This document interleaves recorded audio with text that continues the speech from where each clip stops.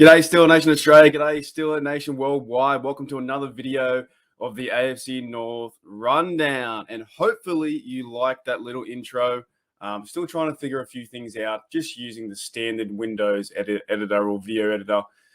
Don't really know what I'm doing, but having a little bit of fun with it. A few pictures there, music from some of the music will be in the description. It's like one of the free ones I can use. But we're not here to talk about music. We're here to talk about the AFC North and the AFC North Rundown.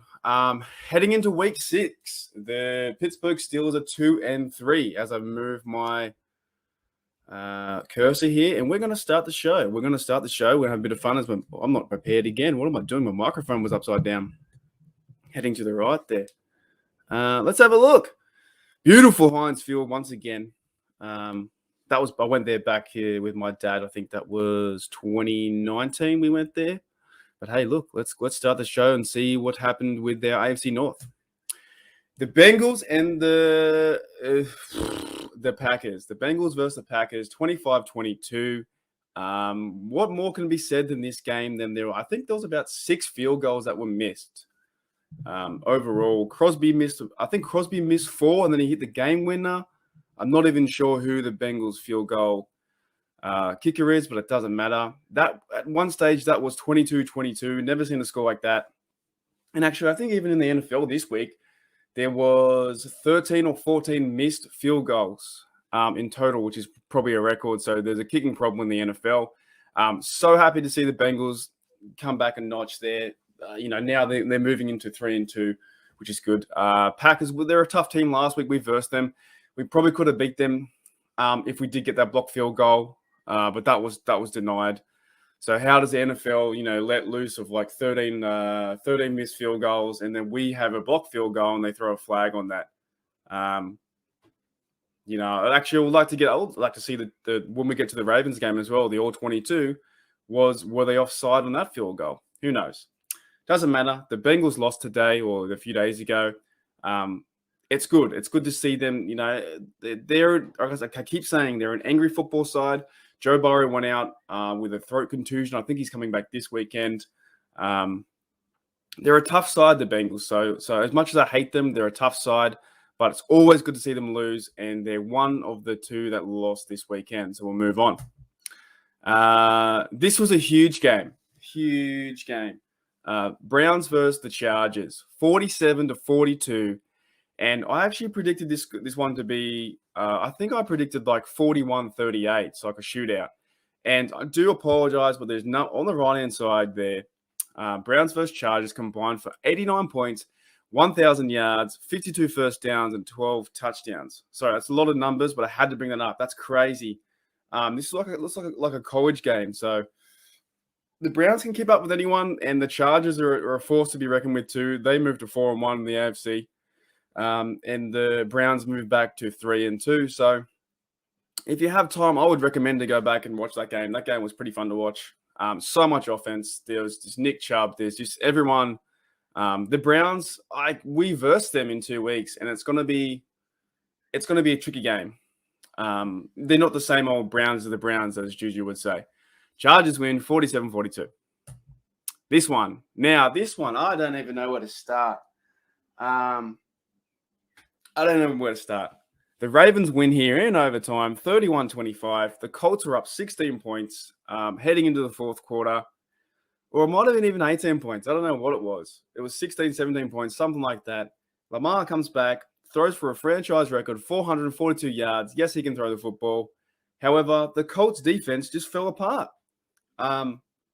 It just played soft. They were just soft in coverage. They were soft everywhere. They let the TDs in. They let the 2 TDs in with 2-point conversions.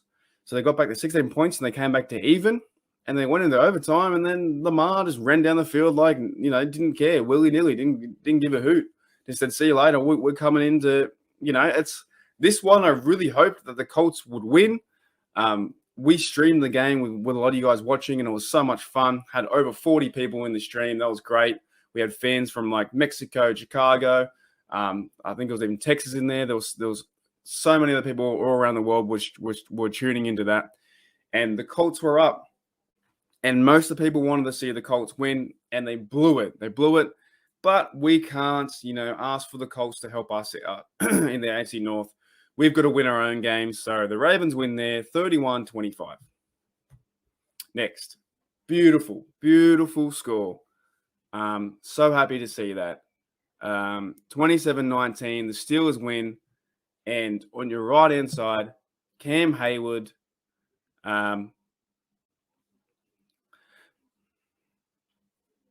Cam Hayward there with 5 passes defensed. He is playing outstanding. I think that's top 10 in the NFL at the moment. He had 2 in this game. Where do we begin? This is something we wanted to see with our Steelers. We're starting to put it together. Big Ben isn't done. Najee went off with 120 yards rushing, something like that. Claypool went off even further, 130-something yards receiving in a TD. Deontay, 2 catches for 40-something yards. We were putting everything together. The defense is starting to play a little bit better. Schobert was showing up. Bush got injured near the end, but he had a sack. There is so many pieces that are starting to come back together. However, one big injury, we all know it. Juju Smith-Schuster broke his shoulder. We saw a post today on Still Nation Australia from Bella, and we also saw a post from the Steelers and Juju himself that said he's in the hospital. He's doing well, but he's out for the season. That's unfortunate. He's a young fella. He's like 25, 26. He's pretty key to this offense. He gets the ball moving on 3rd down. He runs over people. He's really strong. He's a good blocker. He's a good leader to the receivers there. He does do a little silly stuff on TikTok, but like I said before, that's my own problem. But as a football player, he will be missed. Juju will be missed, like Alu will be missed. So the key to this game, though, was Najee. The offensive line is moving the ball much better. It's just, you look back at 2 games where Najee is fighting for the 3 yards or whatever. We had a few big runs, 10-yard runs, first downs. Najee gets his first 100-yard game, which we haven't seen a 100-yard game rushing, I think, in about 16 games. I believe it was from the last game was versus the Browns, where James Conner ran over them for 100 yards. Really good to see. Really, really good to see our Steelers back in the winning column, back to 2-3. And as we move into the standings, here we go. AFC North standings. Ravens. Oh boy, the old Ravens. I don't know. They have some sneaky wins. They got some sneaky wins at 4-1. They really should have lost against the Colts. They really should have lost against the Lions, but they snuck away this 66-yarder. So there's 2. They could easily be 2-3, the same as us, easily. If the Colts hang on, if the field goal doesn't go through, they're 2-3. So are they a false, pretense of 4-1? Possibly. We don't know. I would actually even begin to say that the Browns right now are still top dog. No pun intended. They are the best. They are the best side in this division at the moment.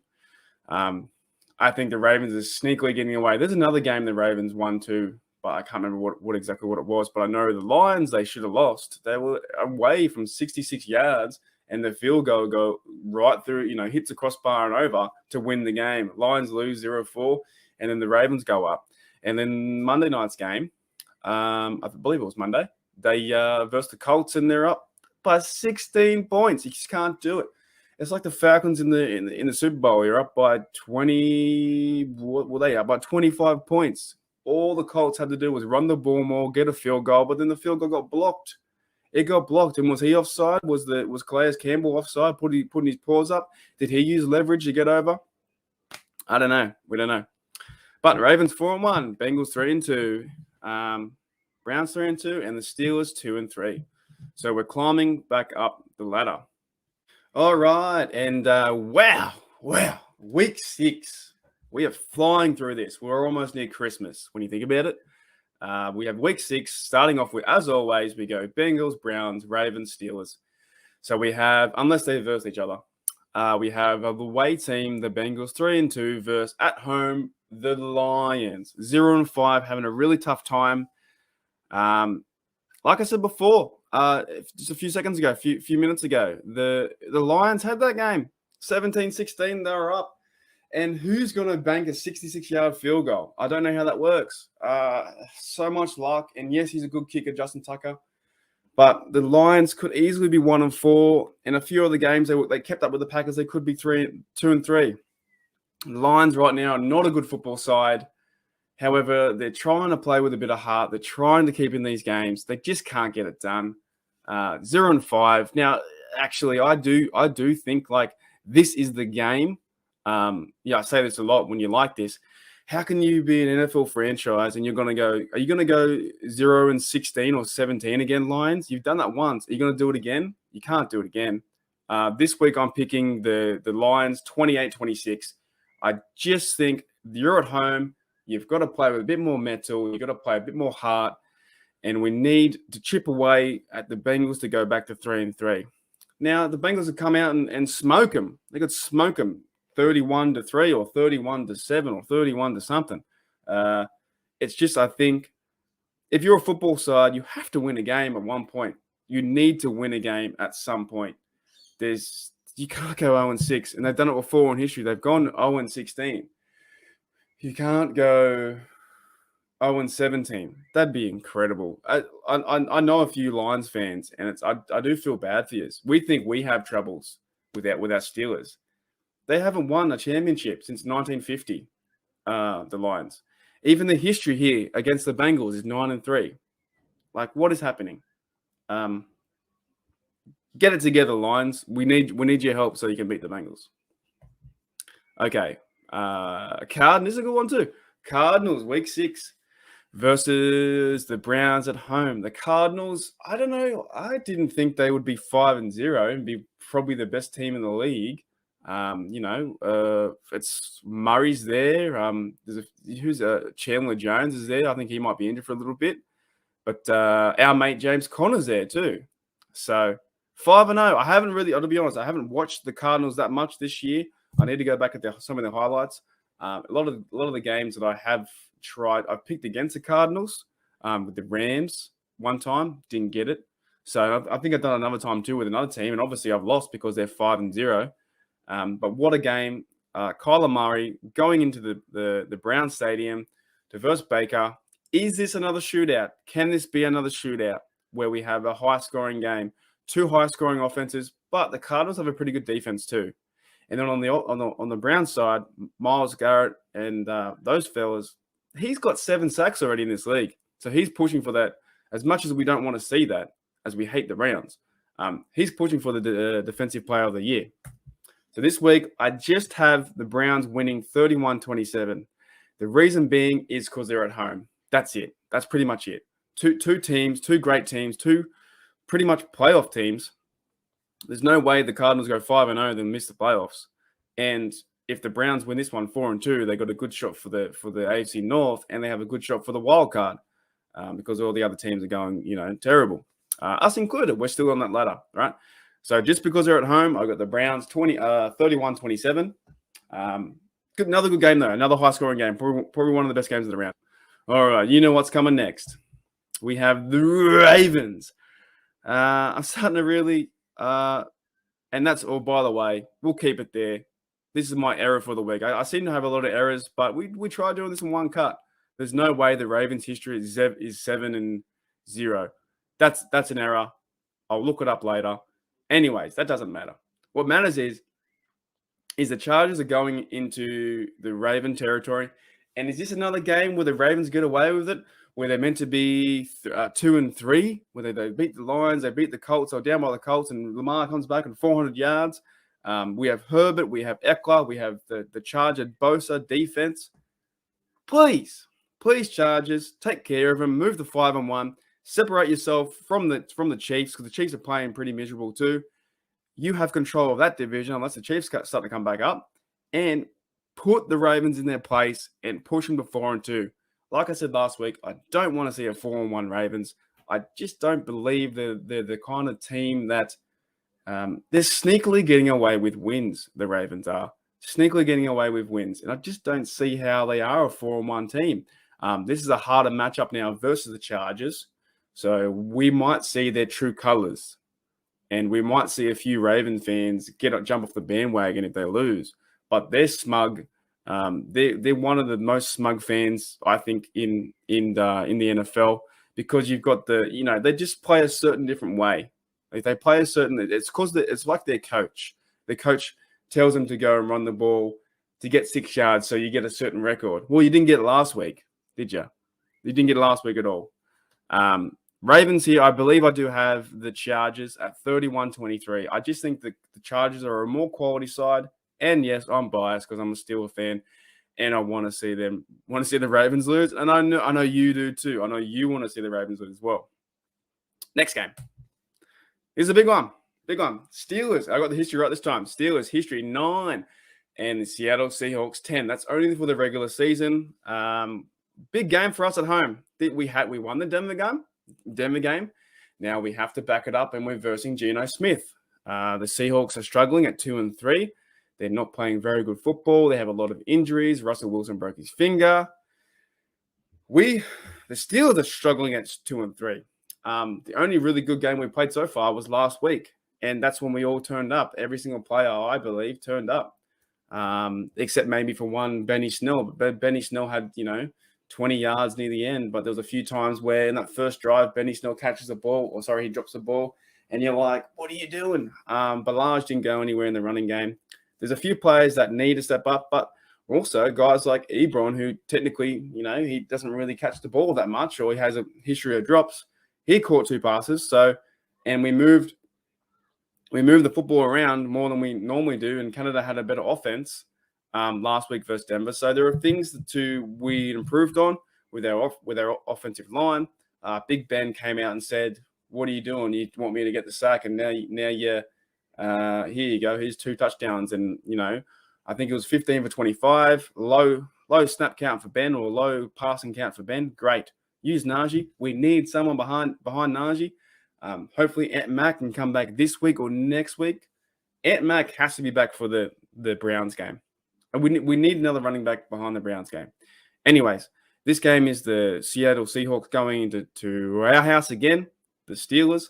So I have this team. I want to see a blowout. I really think this is the chance on Sunday Night Football that the Steelers have to keep Geno Smith offense.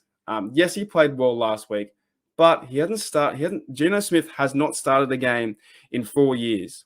He hasn't started a game in 4 years. So this is the chance that, with our defense and TJ Watt and all those fellas, I could keep naming them. Minka, you name it. I can name. What's going on with this team. This defense is so good. It can be so good. Even Trey Norwood stepping up, Arthur Millette stepping up. We're not sure. We hope that Bush is back. But in this defense needs to take the opportunity for a veteran quarterback to come in. Geno's a veteran, yes, but he hasn't started a game in 4 years. His record percentage is like 12 of 19. He used to play for the Jets. I think he played. Did he play for the Texans? I'm not sure. But he played for the Jets. I know that. The Jets drafted him. Take care of him. Take care of Geno. Don't let them run the ball at all. Pete Carroll likes to run the ball, except when he's on the goal line and he throws the football. E.G. Marshall Lynch should have run the ball right there. But they love to run the ball, so we need a stout running defense, and then we have Big Ben to just play the similar game. Throw for 25 times, feed Najee, and let's get a win and get out of the bye. I mean, go into the bye, and then we're 3-3, and then we're back to even, and that's a whole new season. If we're 3-3 and we've got the Browns, the AFC North football starts again. All right, so that's the end of AFC North Rundown. Hope everyone enjoyed that. The Ravens, sneaky, pesky Ravens, are 4-1 somehow. The other 2 teams in front of us are 2 higher teams, are 3-2. Where we can win this game. We can. As I get my football, we can win this game. Versus Seahawks coming to our house. This is a chance that everything can. We've learned. Other Steelers have learned a few things from the offensive line. That the Najee has learned how to play behind this offensive line. Big Ben has learned how to play with Matt Canada. Our defense is learning how to play without TJ, but we really need that guy. We need Highsmith. We need those guys. We need Ingram. I give, through the quarter of the season so far, I give hats off to Minka. Minka's playing outstanding. Yes, he's not getting the interceptions, But you watch his pursuit to the football. Minka's like a missile. Minka is a dead set missile. This is a game that it's on Sunday night TV, so it's your 7 p.m., it's our 11 a.m. or 12 or midday. I'll be streaming that game as well, having a few beers, a few schooners, so that'd be awesome. The thing is, though, you just can't lay a duck egg on Sunday night football. If we play the same way we played the Packers, the Bengals, we're going to lose. We're going to lose against Geno Smith. We're going to lose against this relentless running game that Pete Carroll loves to do. He loves a running game. So and I can even see a few, QB draws or wildcats or something like that. We need to stop Geno and we need to stop the running game for this Steelers team to win, because I think our cornerbacks on the Steelers have a chance to take care of their receivers. I think we're growing as a unit. I think we'll get hopefully Sutton back. Pierre made a good play last week. Joe Hayden's a veteran, but I saw a few times that Joe missed a few plays, but that's football. That's what it is. The key is we want to get to 3-3, have a bye, have a rest, calm down, get our players in order, get the injuries back in order. We need someone behind Najee. I can't believe it's been weeks. It's been 6 weeks already in this football for the NFL. And this is one where you laid your heart on the line to go in first Denver, to go 2-3. It's a double trouble here. We have to win these 2 games to have the confidence to move forward in that early bye, which we really need now. The early bye is a must. We didn't want it at the start of the season. We need this bye so badly to get even Big Ben, have a rest. Cam, have a rest. Just rest those bodies for a little bit. Get some players back and see what happens. And then we have a big 1 p.m. game versus the Browns. So this is a very important week. The Steelers are favorite, but you can't take this team lightly because in the past, backup QBs have burnt us before. They've burnt us, or terrible teams have burnt us before. The Raiders came into town. The 2-10 Raiders one year with Terrell Pryor lit us up. There is just guys like that we take it for granted, and then next minute, when we play versus teams that are really competitive, and then we seem to come out lackluster. This is the game that you just got to come out firing, come out with TJ, and just say this is our house, and this is what we need to do. We need to do it. All right, guys. As always, I appreciate everyone coming into this video with the comments, with the likes, with listening to me talk about football. I could talk forever, but I'd probably lose my voice. Appreciate it all. Mad show. All we got to do this week is just hopefully the Steelers can win and go to 3-3. Relax a little bit. Calm down. Go for a walk. And then have the bye, and then come back after the bye, and then we got the Brownies. We're going to the Brownies' house, and that's a game I think we're so interested in to smash Baker. Anyway, guys, thanks for checking out Steeler Nation Australia on Facebook and Steeler Nation Australia on YouTube. You guys are awesome. You're all cool. We all love the black and gold. Here we go.